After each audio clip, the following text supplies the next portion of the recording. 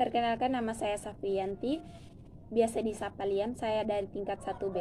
Pada kesempatan ini saya akan menjelaskan tentang sistem penglihatan atau mata. Mata mempunyai reseptor untuk menangkap rangsangan cahaya yang disebut fotoreseptor. Oleh karena itu, pada siang hari, pantulan sinar matahari oleh benda-benda di sekeliling kita dapat kita tangkap dengan jelas.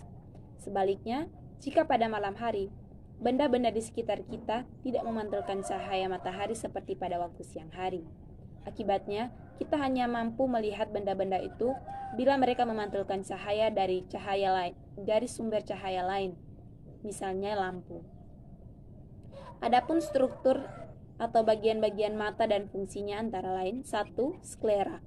Sklera merupakan pembungkus lapisan luar pada mata yang memiliki fungsi melindungi bola mata dari kerusakan mekanis dan memungkinkan melototnya otot mata.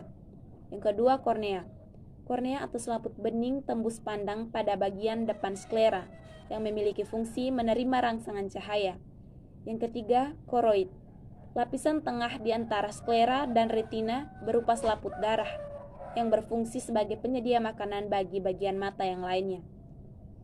Yang keempat, iris atau selaput pelangi. Selaput berwarna yang mengandung pigmen dan melanin yang berfungsi melindungi refleksi cahaya dalam mata serta mengendalikan kerja pupil. Yang kelima, lensa. Lensa berupa lensa bikonveks yang memiliki fungsi membiaskan dan memfokuskan cahaya agar bayangan benda tepat jatuh pada depan retina.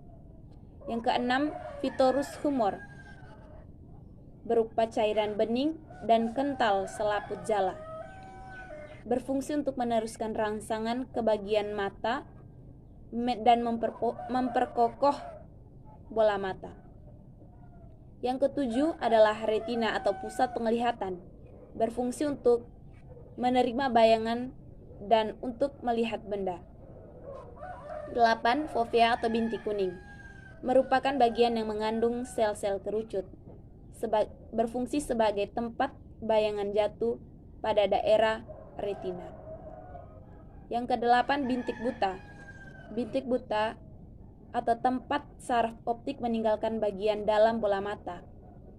Tidak peka terhadap cahaya karena tidak mengandung sel konus dan sedikit sel batang.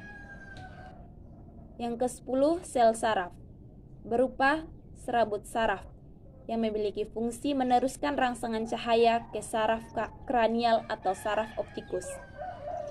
Yang ke-11, konjungtiva, lapisan tipis jaringan yang menutupi seluruh bagian mata yang terletak di bagian dalam kelopak mata bawah. Mengandung banyak kapiler arteri sehingga dapat berubah warna dari pucat atau anemia, merah muda, normal atau tidak anemia. Adapun proses penglihatan, rangsangan yang diterima indera penglihatan atau mata berupa cahaya yang masuk melalui kornea akan diteruskan seperti cahaya menuju aqueous humor, menuju pupil, menuju lensa, menuju vitreous humor, dan berakhir di retina atau bintik kuning. Apabila cahaya yang masuk terlalu terang, pupil akan menyempit atau mengalami konstriksi. Bila cahaya redup, pupil akan melebar atau mengalami dilatasi. Cahaya yang dipantulkan ke mata masuk ke dalam retina, khususnya pada bagian fovea atau bintik kuning, sehingga orang bisa melihat. Cahaya ini dapat terfokus ke dalam fovea karena diatur oleh lensa. Lensa mata mempunyai kemampuan untuk memipih dan mencembung. Kemampuan ini disebut daya akomodasi. Baik, selanjutnya saya akan menjelaskan tentang sistem pendengaran. Sistem pendengaran atau telinga. Telinga merupakan alat indera yang peka terhadap rangsangan berupa gelombang suara.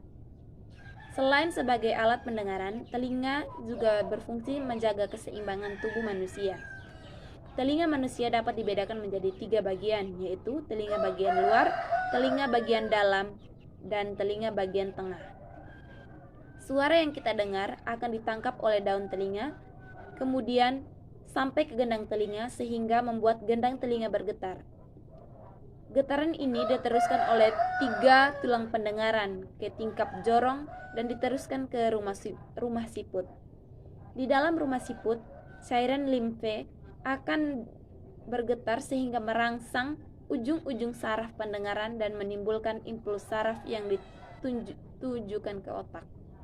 Baik, ini saja yang dapat saya jelaskan. Kurang dan lebihnya mohon dimaafkan. Sekian dan terima kasih.